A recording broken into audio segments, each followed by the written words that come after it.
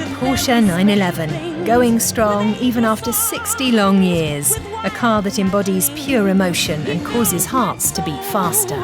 With so much love. This was the birth of the 911, and that shape has evolved, but the DNA is still the same. 60 years without compromises. You believe in your product, you believe in your DNA, you believe in your soul, and then you don't change for anything, but you keep improving it. 60 years of timeless style. My father was always loyal to the newest model that rolled off the line. The best car is the latest one. An icon for 60 years. Ferry Porsche and his sons created the first 911 in 1963. It became the sports car around the world.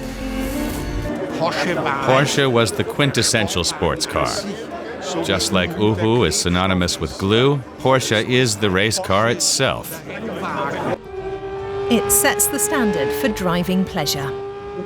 The fact that I can always convert the available power into speed. An object of desire. We all have a need for speed. It's a freedom to go wherever you want to go at whatever speed you want to go at. Unique. Porsche followed its own path. Diverse. The Porsche I see as very gender diverse. I bought more Porsche cars as a woman than I ever bought as a man. Multicultural. It's all about passion, friendship, and driving a legend. Bringing people together. And obviously it's all about the people. Without the people, there are no stories. The people create the stories, the character, the passion and the DNA that makes the cars memorable and makes the cars remarkable. Magnus Walker, the offbeat car freak from Los Angeles. He's put the money he made from his fashion empire into one of the largest Porsche 911 collections in the US.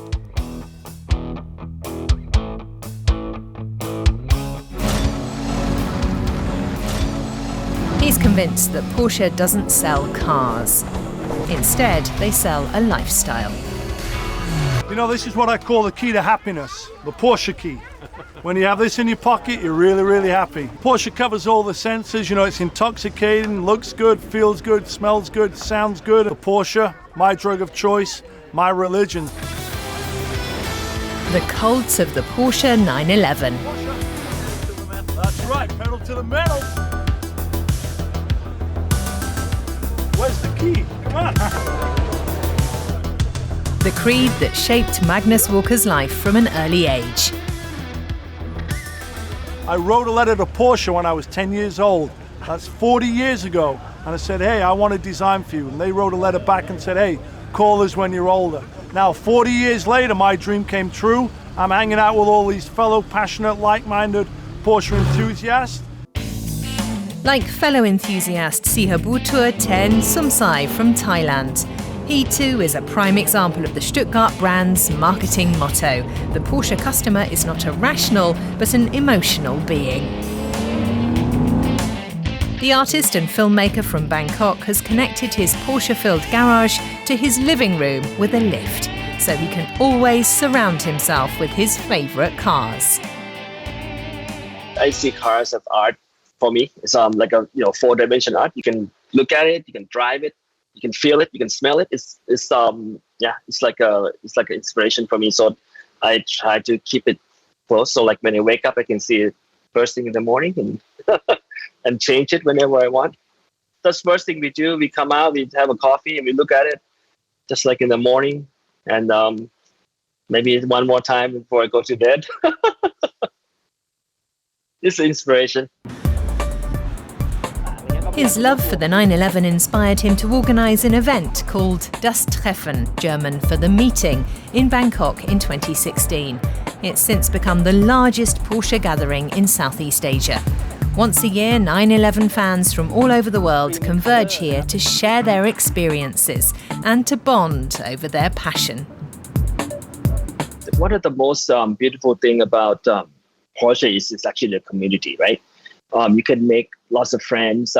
Everybody have a story to tell about the cars. I thought, maybe we can have like a day where everybody come together. They're all different type of people. Even some of the guys that I know, they're like, original crazy. That's what's great about Porsche is diversity. Puttenham, south of London, trans woman Antonia Belcher doesn't have any Porsche 911s in her living room, but instead parked all around her house. A stately collection of the cult car from every epoch. They're all my children. So I give all my cars a name. The green one is called the Hulk, because it's lovely and green, but it's a bit of a monster, really. The GT2 RS is called the Boss, because it is the boss, because it's the biggest and the most powerful car in my small car collection. So that's me as a young boy. She bought her first Porsche 911 when she was a man named Anthony Belcher. Could have had my first Porsche then.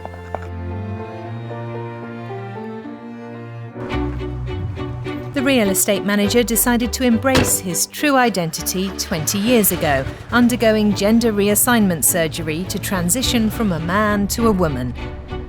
The Porsche 911 played a significant role in Antonia's path to her authentic self. For me, being able to be Antonia and to get in my Porsche, it was just another step on my journey to fully authenticate my life. I bought more cars, more Porsche cars as a woman than I ever bought as a man. But a Porsche I see as very gender diverse. Maybe I'm more Porsche than just owning Porsche cars. I think it's persistence, isn't it? It's, if you want to do something, it's a bit like me. If you want to be who you know you are, then it's persistence, it's keep going. Keep going, refining and improving and getting there. Ferry Porsche built the first ever Porsche 911 in the 1960s with his sons Ferdinand Alexander and Wolfgang. Ferdinand Alexander was responsible for the design of the car. The shape he created became a milestone in automotive design history. Yes, I think it's simply minimal, timeless, honest. There's nothing on it that it doesn't need.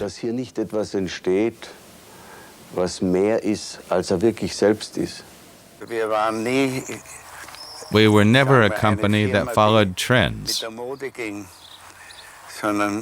Instead, we approach things logically.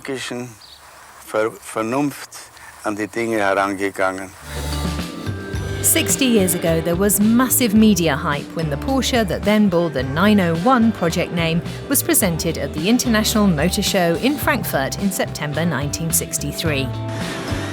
The 911, whose basic DNA has remained virtually unchanged for 60 years, is a unique success story for Porsche.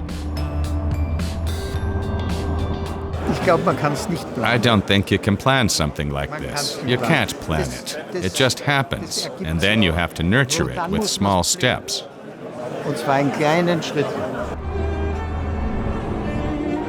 The Porsche 911 has two unmistakable traits. First, the simple coupe-like shape.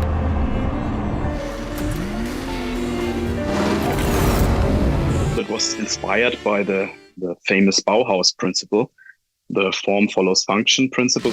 The idea of Porsche was not about revolutioning the car, but evolutioning. The design of the 911 has always been modernized a bit, but never really changed. And that shows how timeless, how sharp, so to speak, or as the youth today would say, how awesome this design is. And second, there's the unique technology behind the great design. What's also been a fundamental part of the 911 for 60 years is the 6-cylinder Boxer engine in the rear of the car. Two-time World Rally champion Walter Röhrl has had lifelong experience with this engine layout. The 911 changed my life because I never believed I'd take up motorsports professionally. And then I drove 5 events, and the 5th was in a Porsche 911. It was the first time I'd sat in such a car, and I was all alone in front of the pack. But not, as usual, 10 seconds faster. I was 30 seconds faster than everyone else. And then during the rally, I thought to myself, if it's so simple to be faster than the established drivers of the world, then let me try and see if I'm the best driver in the world. And that's when I really began competitive rallying. With the engine directly above the rear axle, the 911 brings its power to the road in a unique way, but at the same time has a tendency to dangerously oversteer. The fascinating thing about the 911 is the incredible traction from the car. The fact that I can always convert the available power into speed. The weight distribution on the 911 is more on the rear axle, so about 60% is at the back, 40% at the front, which was difficult to do with the old chassis without electronics. So in the hands of an expert, the 911 was a superior car back then. But you had to drive better than the average driver. The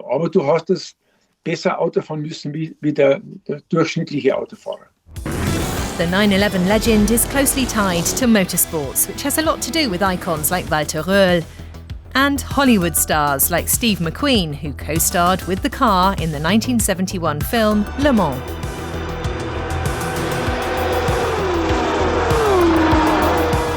.911 hype has also taken over the internet, with dozens of websites and social media pages celebrating the iconic car.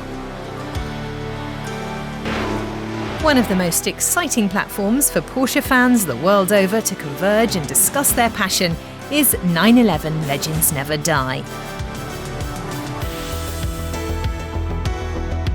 German fan Philipp Hohenthaler founded it in 2013. My platform tries to connect the community all around the world. This was the intention and the idea behind it. If you are from Canada or from Japan, most of the people have the passion from their fathers or even grandfathers, and the car is the thing which connects the people. Philipp Hohenthaler has built bridges between Europe and Asia. I've been a big fan of him since I actually even met him. And it's, those kind of platform is great, and because you can actually show people different car culture from different countries. Including in Europe and the US, the 911 is a global phenomenon that brings people together. We all speak Porsche. It doesn't matter whether you speak English, German or Japanese. We speak Porsche. That's the common bond that brings everyone together. Now 911 fans across the globe are celebrating the 60th birthday of the car they love. A unique machine whose automotive DNA has remained unchanged for more than half a century and is still in production, and has sold over 1 million units around the world. And they're all hoping that despite the changing face of mobility, the Porsche 911 will continue to survive and thrive. They tried repeatedly to replace the 911 with a newer model. Whenever they tried it, the company teetered on the brink of bankruptcy. Stopping the production of the 911, it wouldn't be Porsche anymore. So it's like losing your head, and more than your head, your heart. The 911, there's simply nothing else like it. A unique car that works exactly the way it was built to.